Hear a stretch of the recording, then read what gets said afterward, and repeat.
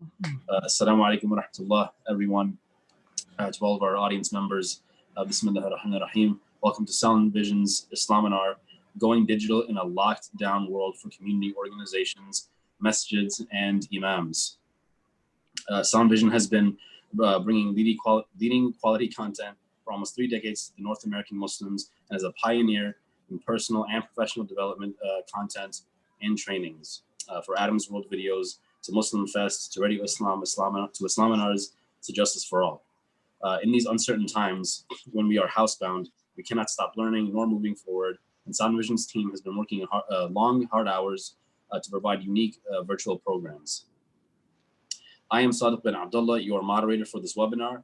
I would like to take this opportunity to acknowledge and thank the generous donation to our webinars by WIT, which is an IT solutions company with offices in Michigan, Ohio, and Toronto. Before I introduce our presenter for this evening, I'd like to point out a few housekeeping rules so we can have a streamlined experience, inshallah. Number one, at all times during the webinar, please keep yourselves on mute so we can have an uninterrupted session, inshallah. And number two, you can use the chat box that will pop up on your right-hand side. If you press the chat button on the bottom of your screen, and I will take all of your questions and we can get them answered at the end of the session, inshallah. Now I would like to present our guest for this evening. His name is Mamoun Hassan, and he is a media producer, cinematographer, and director with over 20 years experience in producing Islamic cultural products. He has produced music videos for vocal and poetry artists, documentaries, short social media promotional content, and lengthy television programs as well. Currently, Mamoun Hassan is the managing director of Nabaga Media Production and Digital Agency, chief and editor of Muslim Post, the owner of MamounFilms.com, which is a production house. And previously, he has held various positions as executive producer for the TV show Let the Quran Speak of Toronto, senior producer of Daya Media of Riyadh, and as a communication consultant with various corporations in the Middle East as well, mashallah.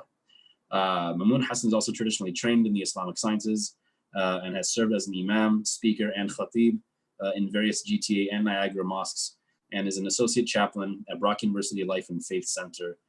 Mamoun Hassan also holds a degree in communication studies and an advanced diploma in film production. So without further ado, Assalamu alaikum wa rahmatullah, Brother Mamoun. Jazakallah khair for coming on, and please begin.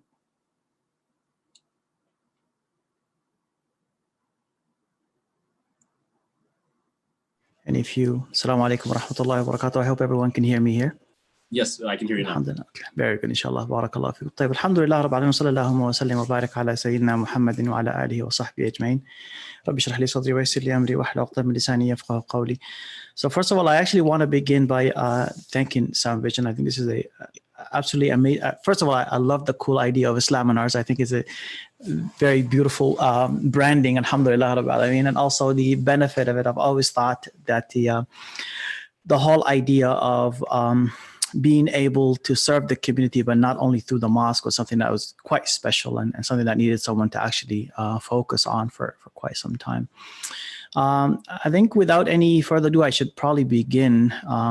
I know that Brother Sadiq said I have, when he spoke, he said over 20 years, and that just makes me feel very old. It makes me, because really, in all reality, you guys all can see that I only look 20 years old. So, we'll forgive him for that. Alhamdulillah. If I can just, actually going to share my PowerPoint here for you, and I'll actually just put myself here for you as well, inshallah. So this whole idea of Brother Sadiq, you can see my presentation here, right? Yeah, I can see it. Yes, okay, very good. Yeah. So I want to actually begin by this whole idea of your mosque going digital and the spiritual-based audiovisual services. So I know that the title of this seminar itself, or webinar itself, would have been a little bit different, or I guess really kind of doesn't explain fully what I wanted to do here. But for years, I've been really wanting the Masajid to focus more on the ability to reach people in their homes through producing audiovisual content, which, what I would really wanted to call at that time cultural content. I've always thought that the masjid physically, like the physicality of the masjid itself was limiting to a lot of services that it can do. And subhanAllah, at the times when I used to make this argument, a lot of people used to always ask me like what are the limitations, and I couldn't think of any sort of limitations, but like here we are. I think 10 years passed since the first time I've actually expressed this idea, and now finally I have like, it's an example that I could not have thought of at the time, but here it is now. It's a place where we cannot go to the mosque. And all of these years that we've been trying to get the service from the mosque, these services are no longer, we can't get those services anymore from a lot of mosques, because a lot of mosques just were not ready for it and didn't really see it. And I always wanted to begin this, I guess the perfect example of this was when I just finished university. When I just finished college, actually, and I was working for an audiovisual company. And I remember one of the biggest clients was for this AV company was a church.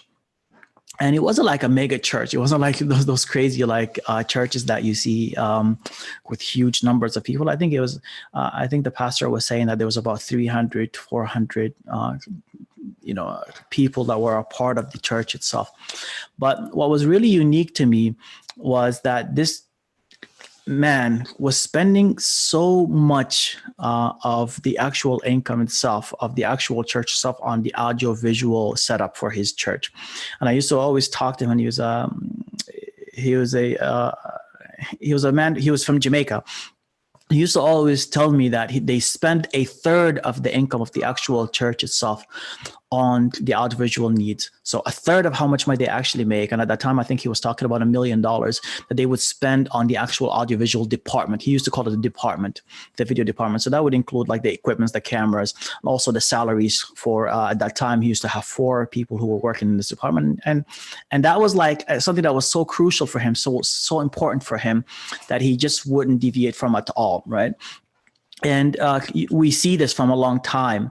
And at that same time, I remember I was also a part of a masjid at that time. I remember there was a huge debate in the masjid itself over a good amount of money that came into the masjid, a donor who donated a lot of money. And the donor, I remember she insisted on making that money going towards a chandelier in the actual mosque itself. And I mean, it was a really beautiful chandelier, I'm not going to lie, but to our need at that time, we were saying, well, we actually wanted to do, like, we wanted to hold and we wanted to come up with a video department. And she just said, absolutely not. All I want is a chandelier. And that was it. And this mosque, and subhanAllah, now it's actually moved forward. But I'm just thinking of how this idea, this COVID-19 right now, and this lockdown of our masajid has exposed so much of the short thinking of so many of the masajid, the short-sightedness, I guess, of it. So let me talk a little bit about who we are, and then we'll get into this. So I run a company called Nabaga Media Production and Agency. So it's Nabaga. Nabaga is the Sudanese name for the tree of Sidr. I don't know what it's called in English, but it is. I'm from Sudan, so I just like that word. And what we do is we actually provide media production content and solutions for nonprofit organizations, specifically mosques. I'm going to use a couple of examples today, inshallah, in some of the work that I have done. But that's basically what we kind of do. We also manage social media campaigns for nonprofit organizations, and specifically Muslim nonprofit organizations. Let's get into what we're talking about here. Why the AV, or why the audiovisual plan, or why the audiovisual need in the mosque in the first place? Well, first of all, the story that I told you right now is really says it all. We have to be able, at times when we are locked down, we are in an essential time that people are in need of our spiritual services more than ever, really, in a sense, if you think about it. But at the same time, we are limited now by this disease, then we cannot actually reach the people and serve them. And even though I say these are difficult times, without any doubt, I actually want to express the fact that we are also, like, even as difficult times, these are amazing times for this kind of problem to actually have to happen, because really, had this COVID-19 crisis had it happened, I think 10 years ago, we would be here without Facebook. We would be here without a major Google. We would be here without YouTube. We would be here without all these channels that can actually allow us to do what we're trying to do right now. And this is, I honestly, I'm thankful that this is happening at this time, even though it is difficult. But alhamdulillah, Rabbil Alameen, it's still a blessing from Allah subhanahu wa ta'ala that He has allowed us to actually experience these difficulties at a time of so much ease as well, inshallah. The second reason for why AV is important, it's because online presence is really crucial. So I'm going to give you guys an example. And this is an example that I've always been given because I think it's crucial for people to understand what audio, visual, or video is to the masjid. When we actually establish any mosque at any given time, I think the first thing that we spend money on, one of the first things that we actually think about is the sound system. And the sound system is literally meant to amplify the actual message itself, strictly for the people within the geographical or the physical space of the masjid itself. But the truth of the matter is that with this, with our world right now and our ability to actually reach people all over the world, it is amazing how we still neglect the fact that we can amplify our message or our voice to reach everybody in this world. Like imagine you're spending, a couple of $1,000s in your masjid just so you can get yourself a sound system that can reach the 300 people, 600 people. I don't know how big of a masjid you guys are coming from, but the 300 or 600 people who are in your masjid itself. But yet the same amount of money itself, if you actually invested wisely and properly, you can reach the 2 or the 3 billion Muslims who are around the world, those who speak English, right? And this is really amazing if you think about it in that sense. It also, having an audiovisual component to your masjid, it makes Muslims feel included, those who cannot make it to the masjid. And I always talk about inclusion is so crucial in our world now, right? Where so many people can't make it. Masajid are not like where we come from. Like I come from Sudan, and in Sudan, the masjid is like almost every single corner. But here I have to get in my car and I have to drive to the mosque itself. And and when I get there to the mosque, there's an issue with parking. And there's all these obstacles that sometimes I do think twice about the, okay, is it important for me to make it to the masjid at this point or not? And this is an issue that I always have a problem with, right? So I always kind of, I evaluate, is the program that's happening in the masjid is important or is it not? And so on and so forth, right? So that's crucial as well. Second, and the last final one that I actually wanted to talk about here is what we call accessibility. Like it is important for Muslims who don't have the ability to get to the mosque. It's important for them to be able to see what's going on inside the mosque. And it's also important for non-Muslims to see what's going on inside the mosque. I remember when I was in college, I was in university as well. This was a while ago. And I was the chaplain. And I used to give the khutbah on a Friday basis. And I, at that time, there was a good group of students in the Arab students in the actual congregation itself. And I used to give my khutbah in Arabic.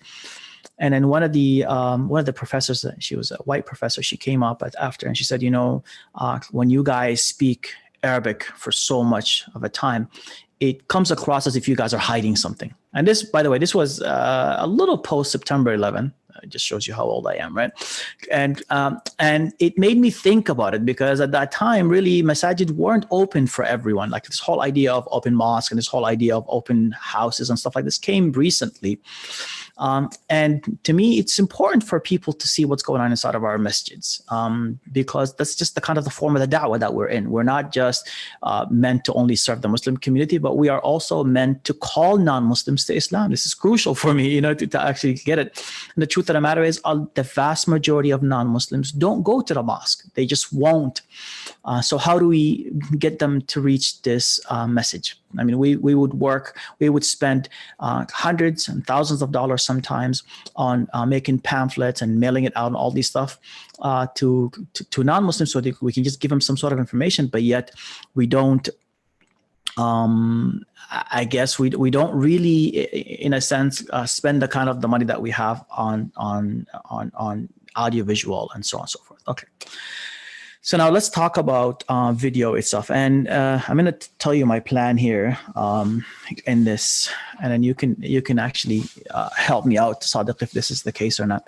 So what I actually wanted to do is I actually want to go really quickly over some of the stuff that I'm going to talk about here, and then I wanted to go the vast majority of the webinar itself to answer questions and answers. That way we can actually help people with specific problems. I don't know if that's a possibility or not.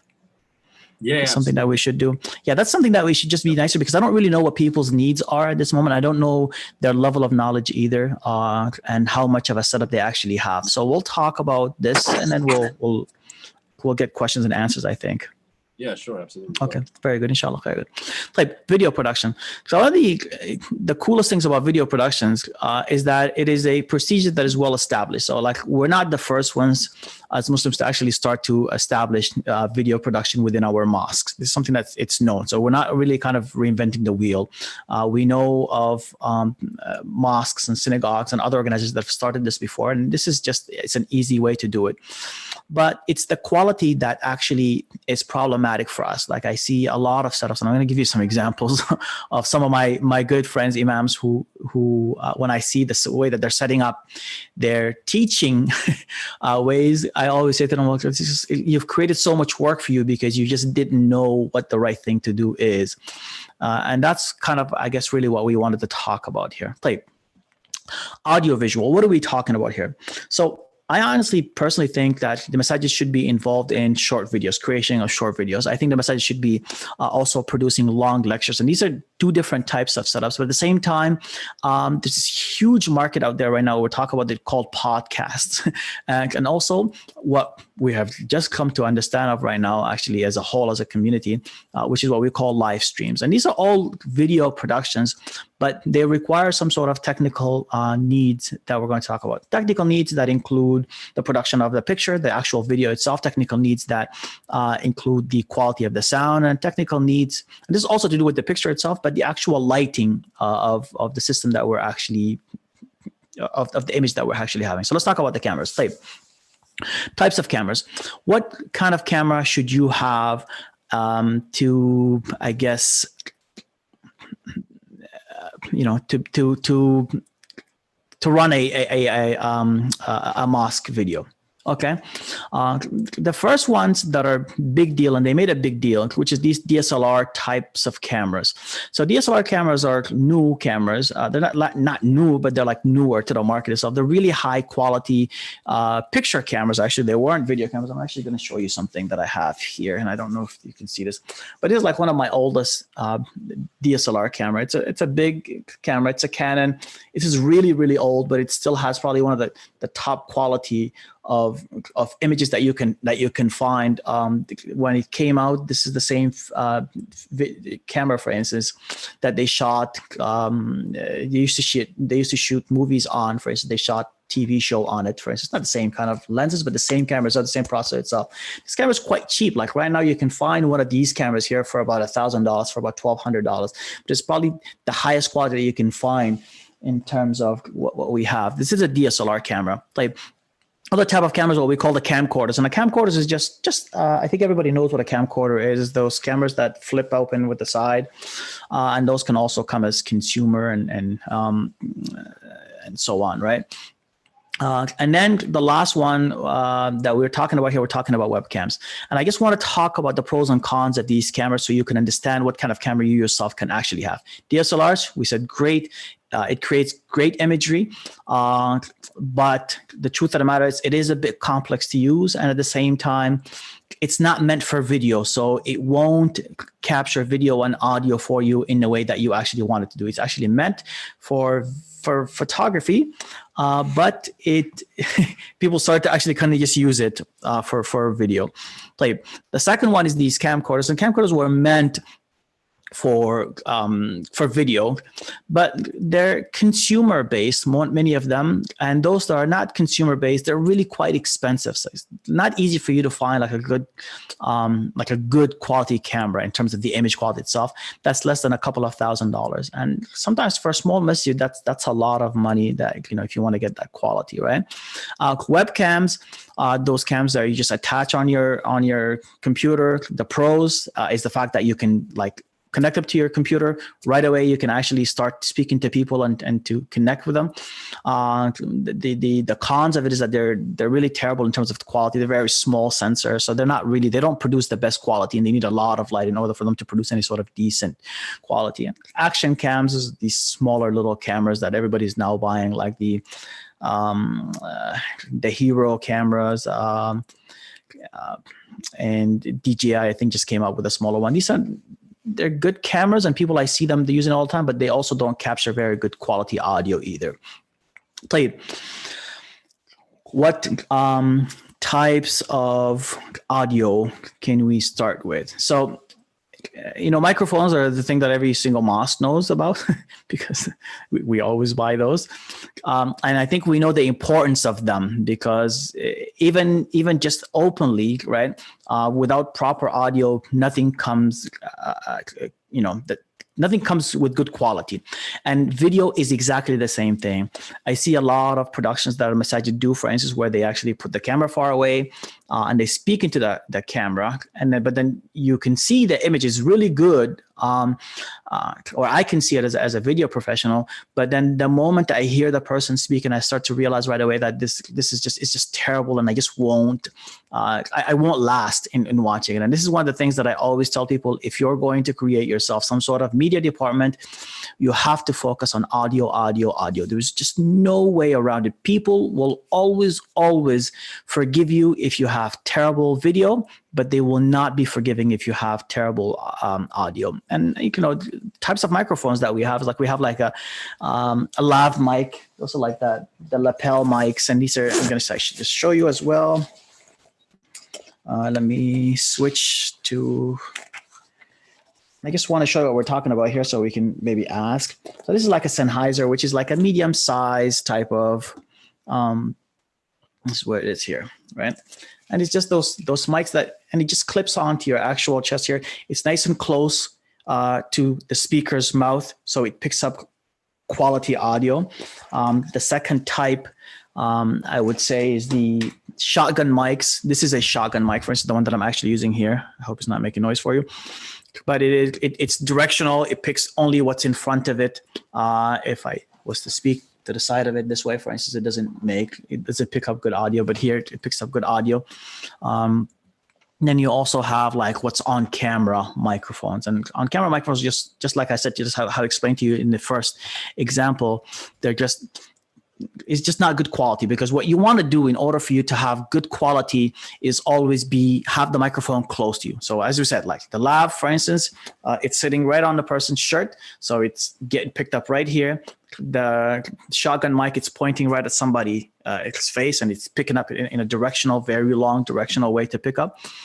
And on camera mics, basically. And then we have just the regular events mic, the mics that we actually use in the mosques for regular stuff. And those are good mics.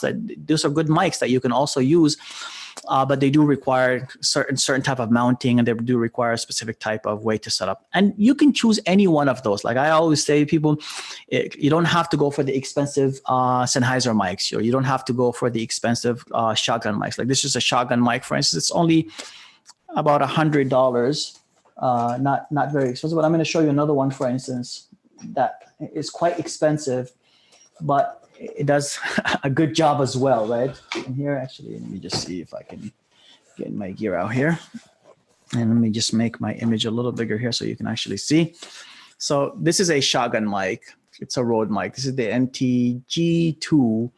And this is a really amazing mic. So you point it at anyone, and basically it picks up just through here. And these kinds of portions here, they actually cancel out the person's voice. So when you speak someone and you're holding it far this way, you can't see it. But the quality of the audio is basically as if you're sitting next to me in the actual room itself, right? And that's what you really want in terms of the audio quality that you have. What else should we talk about? Lighting. Lighting. This is like the crucial thing. I think many times we get a camera, we get good microphones, and then all of a sudden we start to realize that, okay, well, the image still doesn't look good. So what's the problem? And the problem is that I always tell people, you need lights for the camera to see you. That's number one. So the need for lights is not only aesthetic, all right? Even though it is that as well. But the need for it is crucial for the camera itself to pick up good quality imagery, in a sense, right? The camera needs a certain amount of light in order for it to be exposed properly, for the image to be exposed properly. I don't know. I'm hoping that you can see the picture that you have right now of me, for instance, but I do have a big light here, sitting here, facing me right in my face, right? And that's for the exposure of my face, like for you to actually see like the fact that I'm sitting here in front of you and this is my face. But at the same time, we're also using light. So for instance, in the back there, you see that blue light that's sitting there, and that's just for aesthetically to please people, right? So it makes it look a little nicer, makes it look like we actually care about the backdrop and so on and so forth, right? So there's a difference between the two of them, but light is crucial in any sort of imagery, the way that you want to create quality lighting or quality video. Like, I want to talk about quality versus quantity of light, because many times, for instance, I say to people, okay, well, let's get lights. In order for you to actually have good production value, get lights. And what they do is they just bring a big, huge light from like, I don't know, Rona or whatever hardware it is, and they flash it into their faces.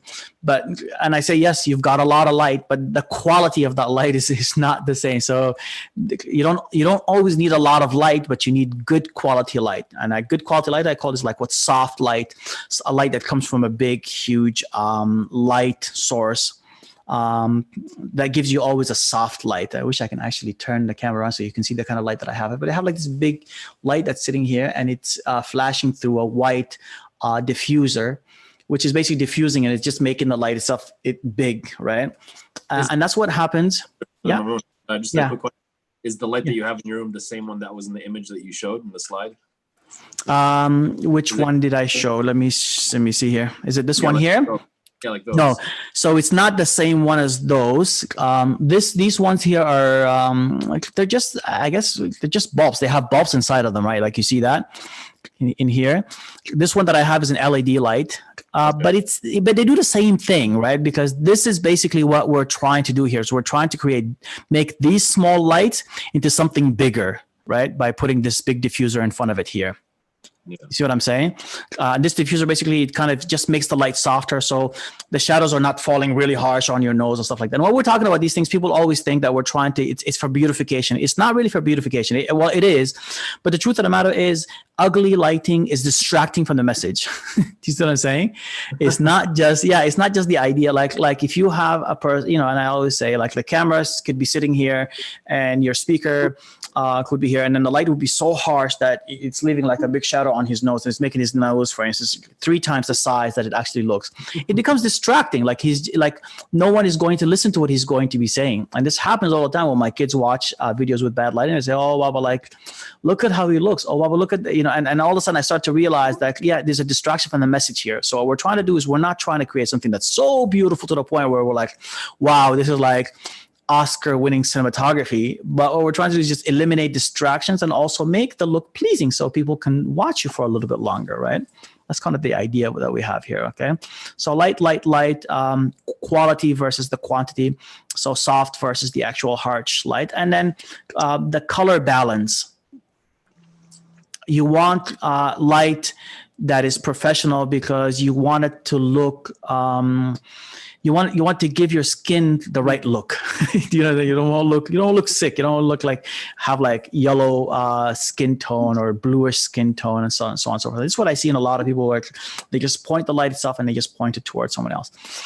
These are crucial for us to actually get. I always say there is no light better than a sunlight, and there is no light better than a sunlight on a casty day, like an overcast day. It is beautiful.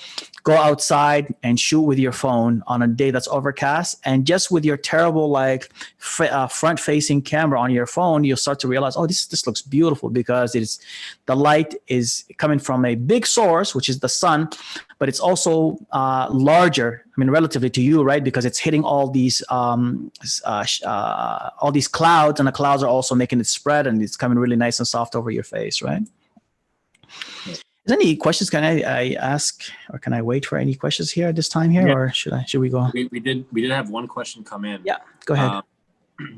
Are there any easy to use / implement tools / apps that would be good to use that you know of? Yeah, for what though? To do what? To shoot, or to do what exactly? The person did not specify. Okay. But I think it's Nazira Sheikh. If you can please, specify. Jazakallah khair. Thank you. Yeah. Meanwhile, while she's specifying. Okay. So I kind of think I know what she's talking about, and this is the second part of what I was going to talk about here. The third part of video production here, we talked about camera, we talked about audio, the importance of it, and we talked about lighting. This is the fourth part of it, which is the actual editing part of video. Now, editing is I don't want to say it's an art. It really is not something that anyone can learn. You can be artsy about it, but it's really a mechanical way of just putting together a number of shots and a number of cameras together, so you can actually come up with an overall product, right? Like an actual cultural product, right? And you don't have to know to use it. A lot of people always say, well, I don't want to mosques, they get worried about this. They don't want to shoot anything because they don't have somebody to edit it. And I say to them, listen, there are freelancers that you can get. I don't know if you've heard of Fiverr. Fiverr is this amazing website where you can get people to do things for you for $5. You can get editors to edit for you productions that you have produced in your mosque and stuff, and make it really look polished, really look really nice for very cheap. And it's something that you should invest in, to be honest with you. Ideally, the best thing to do is for you to hire someone from your community to do it. But if you can't, and I understand that certain mosques, they just don't have that kind of money, you can actually go and hire a freelancing, videographer or even editor to do it, right? And the other part about editing that's really good is that it adds this branding and it makes your message concise. Editing cuts all these ahs and ums that I'm going out with right now. So a video that is 3 minutes of your imam or of your sheikh or of your masjid management, where he's thinking about the right words to say, and he keeps repeating and saying certain things so he can come up with the actual precise message that he has. And the editor can take that 5-minute video and give it to you in 30 seconds, which is always better. I'm telling you guys, I have no, there is nothing khairul kalami ma qalla wa dalla. This is the crucial thing that you should always have, even in videos. Even if your video is amazing in the way that it actually looks and the way that it's actually shot, shorter is better. To the point is always better. You'll never ever have any problems with a video that does that goes to the point. Distribution of the actual video production stuff. And I think this is where the question Sister Nazara probably had. You have to begin you have to begin the production of your video itself with the distribution process in mind. It's never good to not know where your video is going to go and you're shooting it. It's just a terrible thing. It can happen because sometimes we don't know where, which platform is going to go on, but we at least know where it's going to be. We know whether the video is a social media produced video or whether it's a TV produced video. We have to make that distinction, and that has to happen before, because that's the part of the pre-planning for the actual production stuff. So a lecture, for instance, that is going to go on to YouTube, to me, has to be shot differently than a lecture that's going to be shot for Instagram. For sure. The way that the video itself is framed, the way itself, the video stabilized, the way the audio is captured, and also the message itself that the person himself is actually saying.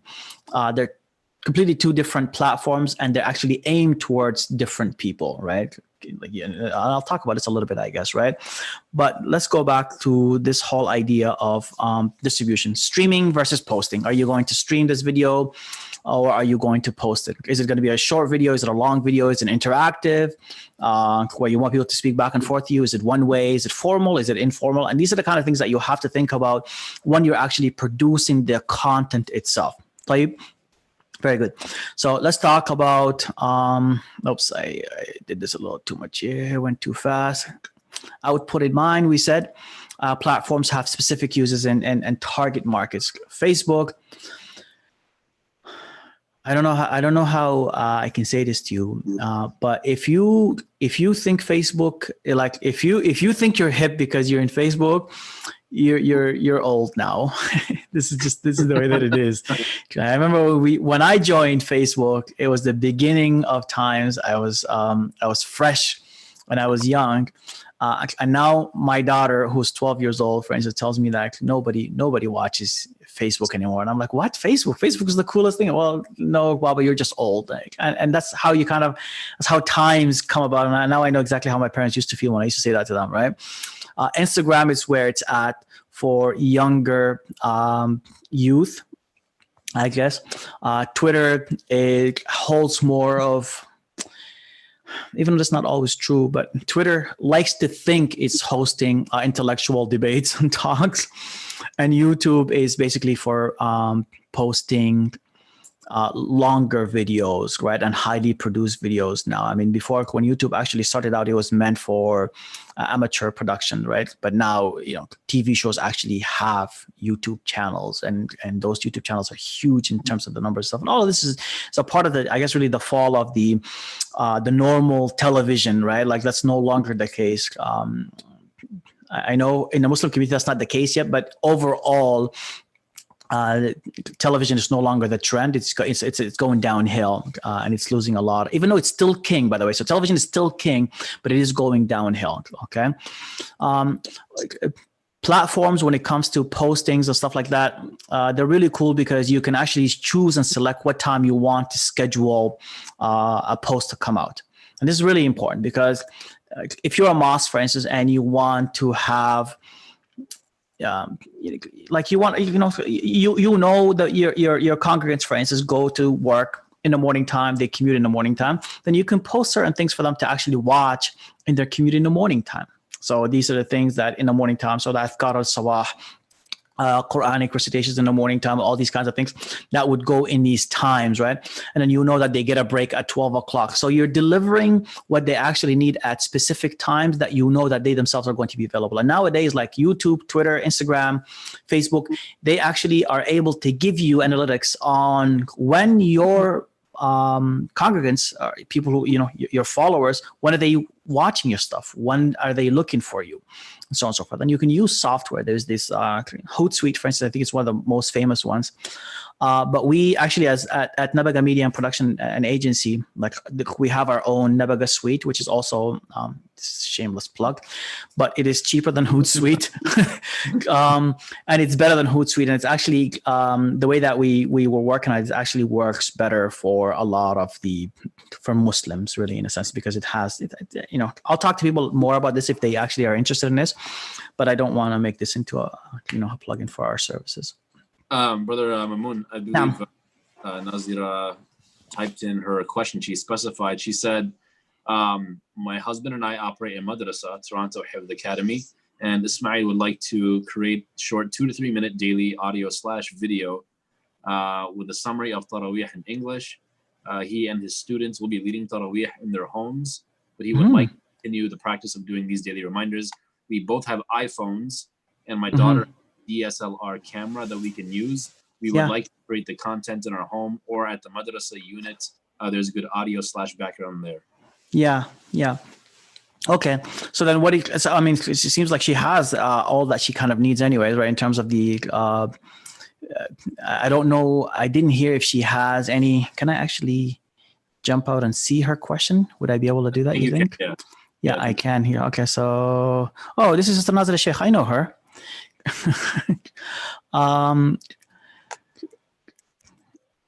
So yeah, create 2 to 3 short daily videos, summary. Oh, you guys are seeing how crazy my thing is looking like here, right? So it seems to me like you already have everything that you actually need here, right? In terms of the capturing of the actual video itself. What you need to do is you need to find somewhere to capture the audio, because it doesn't seem to me like you have a way, you don't have a good mic in a sense that you're saying there, right? And but I don't know if she's asking for a specific like way to do it, but it seems like she has everything that she actually needs to do there.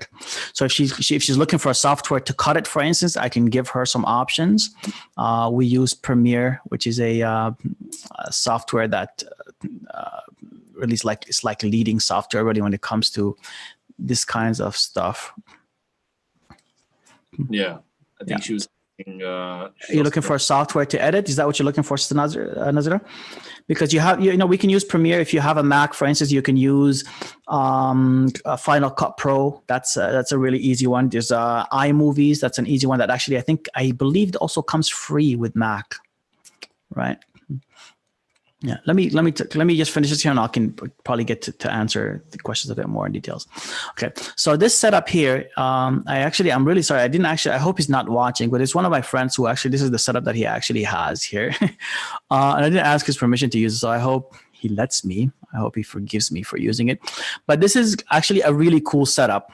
As opposed to the other ones. What I've been getting for people nowadays that everybody's stuck and they want to actually stream stuff is that they would have like a computer that streams directly to Facebook, another iPhone that streams to Instagram, and another computer that would be sitting here that would stream to like, I don't know, what's the third one? YouTube, for instance, right? And I would always say, like, you spent $1,000 and $1,000, another $1,000, almost $3,000. So to get this kinds of setup all together, but had you have known, you could have, had you have asked, you could have, for instance, invested in a software that does exactly what you actually need to be done for you, right? So the number one question that I always get for people when it comes to streaming, they say, can we stream to multiple platforms at the same time? And yes, you can. It requires a software. It doesn't require hardware. It literally is not about the hardware, right? It's not about the computers or anything like that. Just want a normal camera, you can go ahead and stream it, okay? So what's the benefit of streaming? Live streaming is very powerful. People feel like they're with you. They can interact with you. They can talk to you. I just watched an Instagram live with Mufti Ismail Menk, and man, this man, mashallah, thousands of people who are watching him, and what he does is that he actually interacts with them, and there's this ability for you to actually request to speak to him. And even though he has thousands of people who are following him, watching it itself, he gets to choose who's speaking to him. And then he would ask him, oh, hey, brother, where are you? Oh, you're in Nigeria. Well, how's the weather there? Okay, well, it's very nice. Make dua for me. Okay, the next person, oh, you're in Malaysia. Oh, you're in Canada.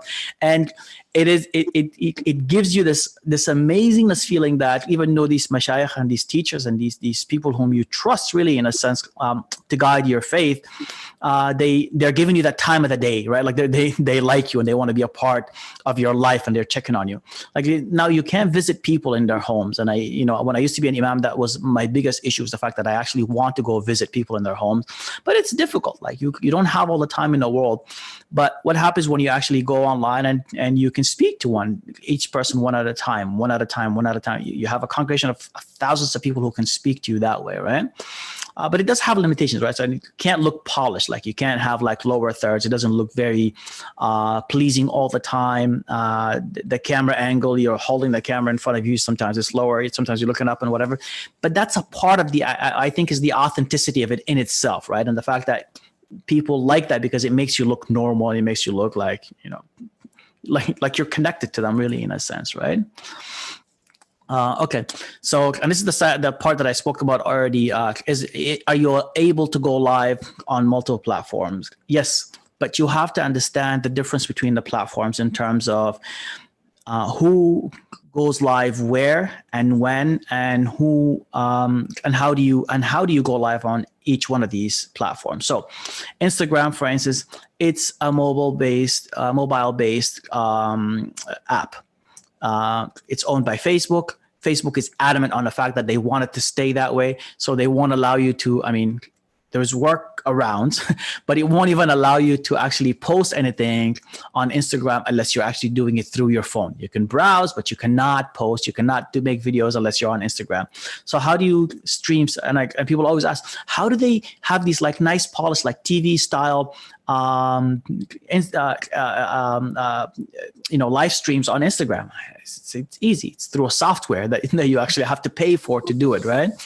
But that same software itself can actually split the signal itself and give it to YouTube and give it to Facebook and so on.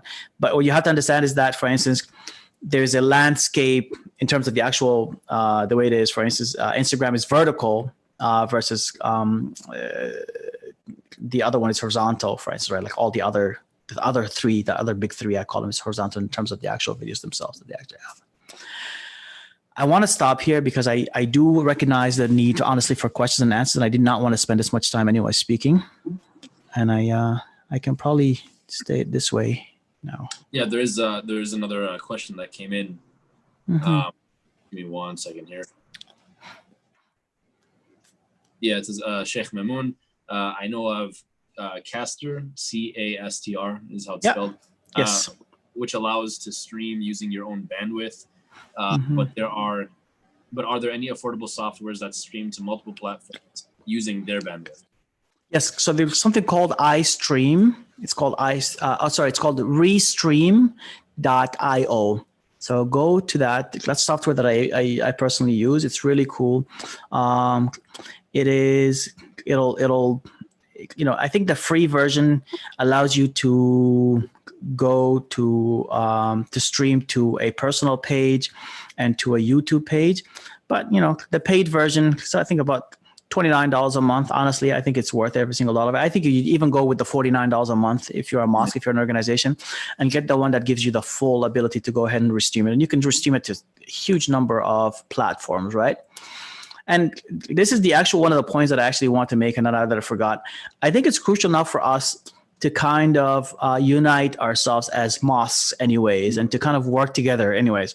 Before, for instance, each mosque had its own physical space, so it didn't really need to work with anybody else, because once the congregation came together, they came to that mosque, right? But now you're going to the people. So I always say, if you are a mosque, for instance, with the technical ability, approach a mosque with good speakers, and you know what I mean, and kind of work that way. I guess with other people, right? If you're a mosque with young people who are able to give video services, for instance, go ahead and partner up with a bigger mosque that is older school, but it has good scholarship and that need that kind of help, because unity is really crucial at this time. It's really important, especially at times of difficulties, and also because you can do these things from home now. You know what I mean? Like we stream things from home, man. We don't have to go anywhere anymore, right? Right. Like I don't know if you're seeing, I don't know if you're actually noticing there's any sort of quality difference in the way that my video is here, for instance, or not. But I'm at home and I'm using just regular streaming services, but there's just certain practices that I'm sticking to that's making it look this look, right? Let's see here in the chat. But that was Sheikh Dawood that asked that question, by the way. Is what it says. Sheikh Dawood, but yes, yeah. Yes. Yeah. May Allah Azza wa Jalla bless you, Sheikh. May Allah subhanahu wa ta'ala give you Jannah. Let's see here. Another person is asking, Assalamu alaikum. What is the best program to broadcast live? And is there a program that saves a copy of the video after it was live? Yeah, so YouTube saves everything. You can just download it. Don't duplicate the work for yourself. If you're using a camera, go ahead and press record on that camera as you're actually streaming. That's the way to do it, really, in a sense, to save it right on your camera and then stream it at the same time, right? That's really the best way to go about doing anything before you process it, because video goes through a huge processing process. Where it's like it's becoming condensed and it gets all like the signal gets really all messy, right? When it actually goes out there, right? It gets compressed. If you want to save a good quality, go ahead and press it on your actual camera itself. If you're streaming from your computer, for instance, go ahead and actually record it on your computer itself. But yeah, there's lots of softwares that do that. Caster, the one that they were mentioning. There is OBS, which I think is free. Open Broadcasting System, I think is what it's called. There's a whole bunch of them. Like you just go and Google it and you'll find them.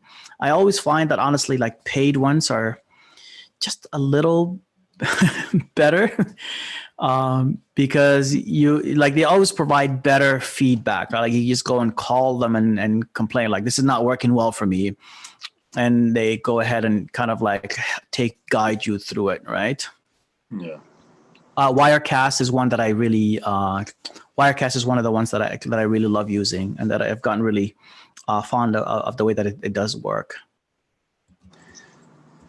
Shabir Ali is asking, which streaming software would you recommend for me? I use an Android phone to live post on Facebook at the moment. I want to split the stream so that it goes to YouTube and possibly to Instagram at the same time. Okay. So there is, first of all, Assalamu alaikum, Dr. Shabir. How are you doing? It's been a long time since I've seen you. There is something called Loola.tv. I think it's called LOOLA.tv. That is a software. It's also web-based. And that one allows you to stream to multiple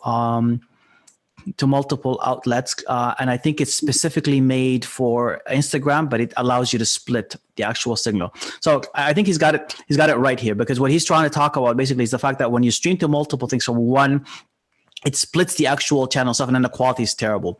But if you use a good camera, for instance, and you're hooking this camera up right into a computer, and then that computer itself goes into one of these softwares, one of these web-based softwares, then you'll have like an amazing output, right?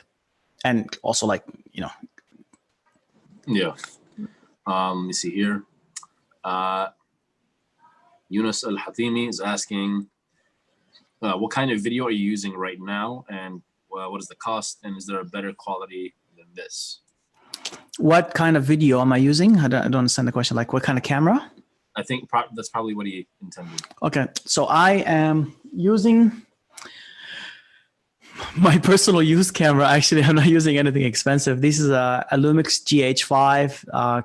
This camera is really old, man. It's been produced. It was made 2017, which is like, in today's world, that's like old. That's long time ago. But it is, again, I can't stress this enough. It's never about the equipment. It's never about the camera, it's always about it's about the person behind the camera. Like, how you actually, do you know how to run the camera? Do you know the limits of the camera itself?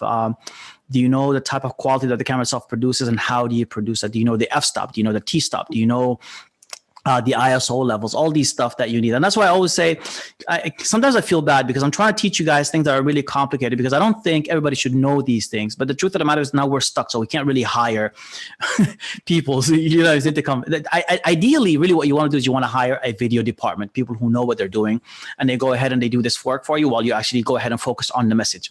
Because I'm going to say this again and all the time, the message is the king. Like, you can have the best of video quality, but if your message is terrible, nobody cares. I would never encourage you to actually even do it.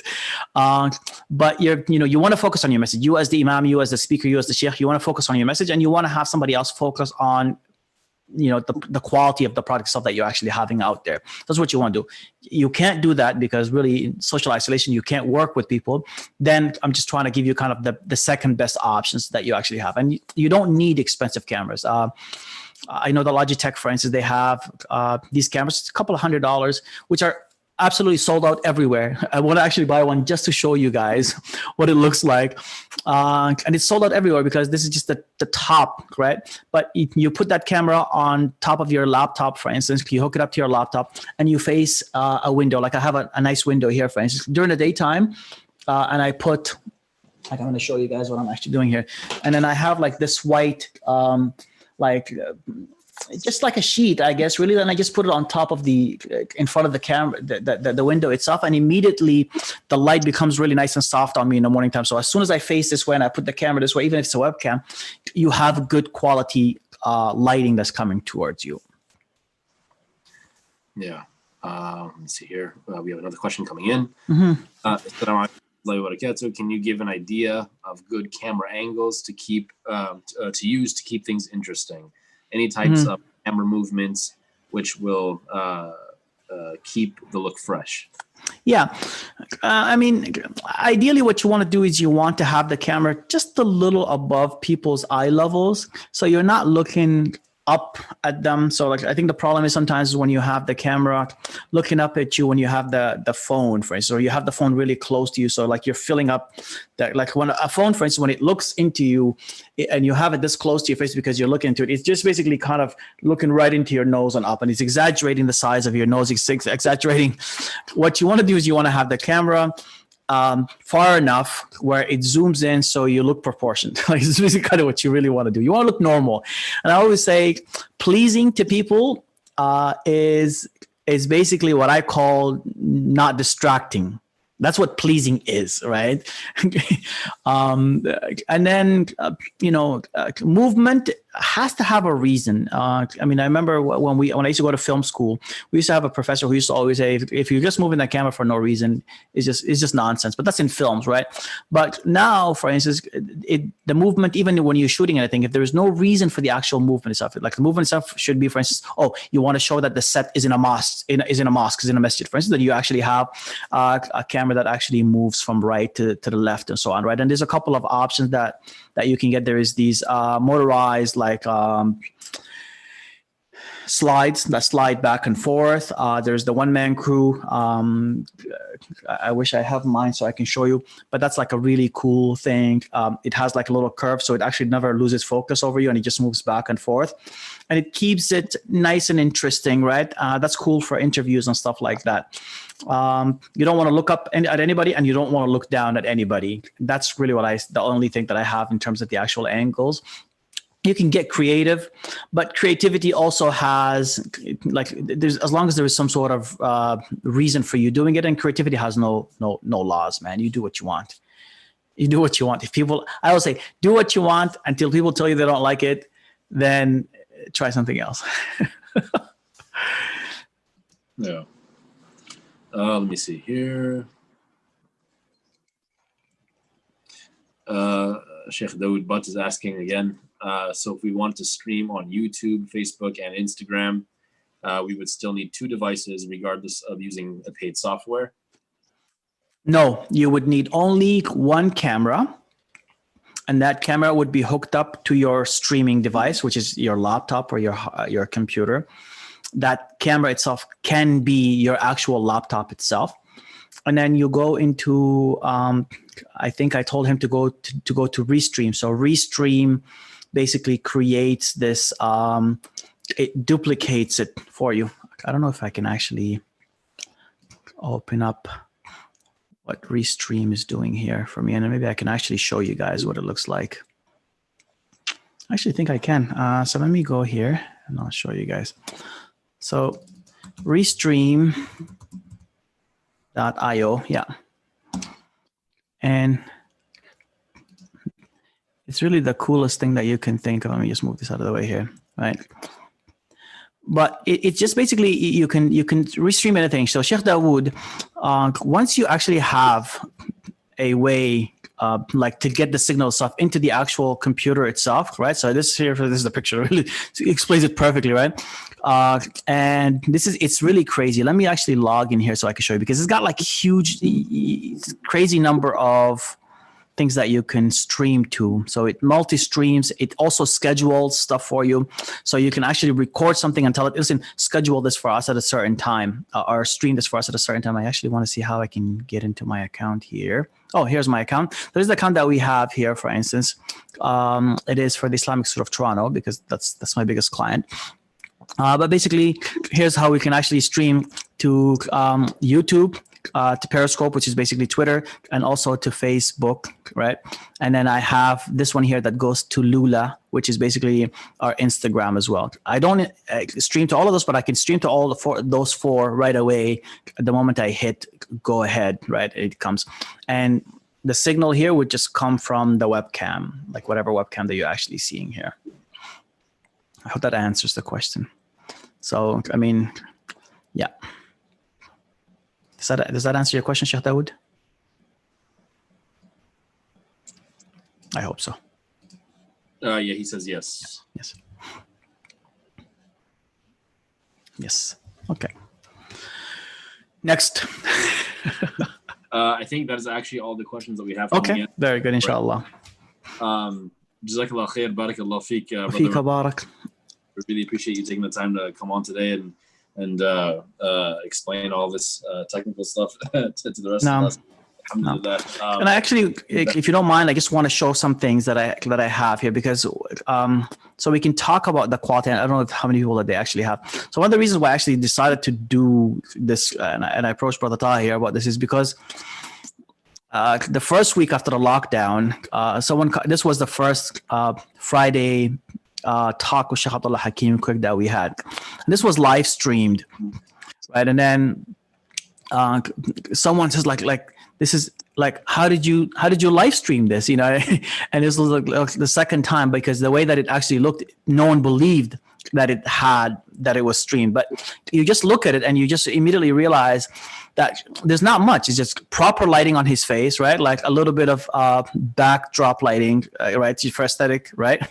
And then just a normal lower third, right? And then we streamed it through an actual machine. So it's not really much that is needed off of it, right? But we also have the camera from far away and zoomed in a certain way that makes it look, it just makes him look pleasing, right? In a sense, right? Right. Yeah. I don't know if I also want to show other examples of other stuff that we can do in terms of production, right? For the masajid specifically, you don't always have to shoot like with the phone itself. Are you seeing the camera? Okay, you're saying this here. This here, for instance, it's an actual.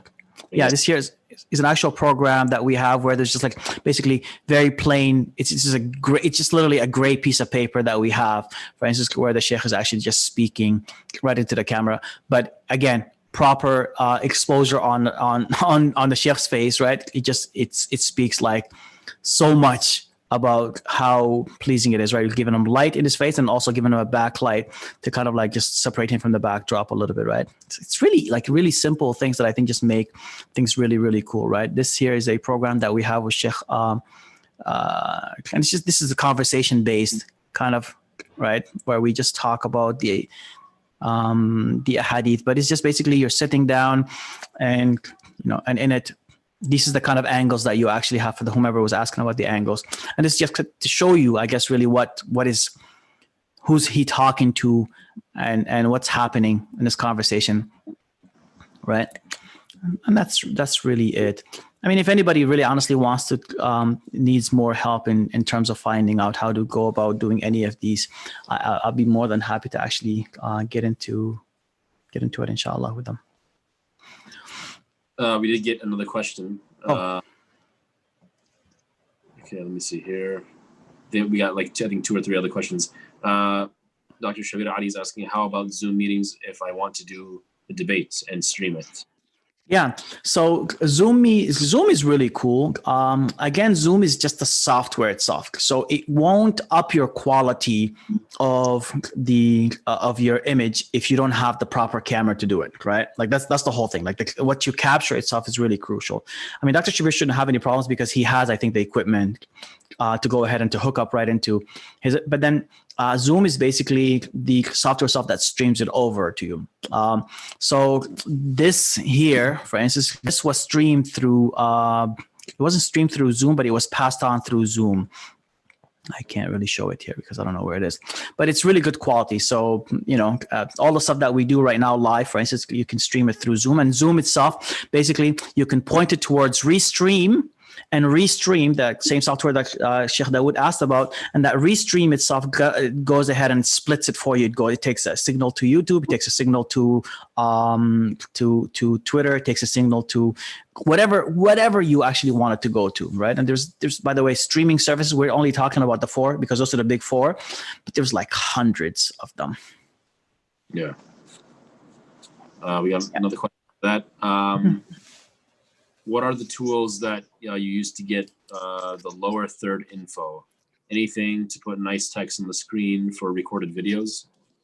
Yeah, so for recorded videos, you know, there's lots that you can make them on your own. Like if you actually have like an editing system, I think every single editing system comes with some sort of lower thirds ability. every single one of them. If not, there are services, there are paid services that you can actually go and get a membership. I'm showing you guys all my secrets. I don't know if it's going to be good later on. You guys might not hire me if I tell you where everything is. But let's look at, for instance, there's something called elements in Battle, and actually, we as a company, we pay for this, right, as a service. But this is basically broadcasting elements that you can just purchase, right? So you say lower thirds. Just trying to help you guys here. I think I misspelled it. That's why it won't. That's terrible. Okay, lower thirds. Yeah.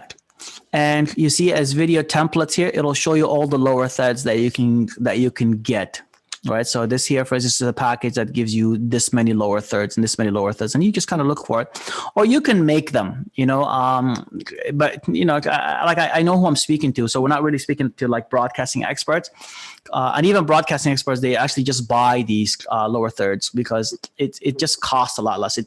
It'll take me a day to make them, for instance, while if I can just buy them for $30 or $40, for instance, it's just easier, right? Much easier. Yeah. We had another question. What camera did you use for the live stream of Sheikh Abdullah Hakim Quick? Yeah, again, it is just my old GH5, the same camera that I'm using right now to stream this for you here. Yeah. Yeah, it's honestly it is my oldest camera, but it's certainly my favorite. I don't go to anything else but this camera right now. It shoots 4K.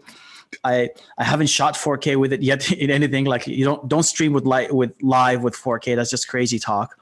I mean, we don't even shoot 4K with it really, in a sense, because even like cinemas now, their highest standards are 2K, right? I think people always get too excited for the number, but then you're just basically clogging your internet. You have to also realize that if you're streaming something, you want to give the streaming service itself a signal that's easy for them to to process, right?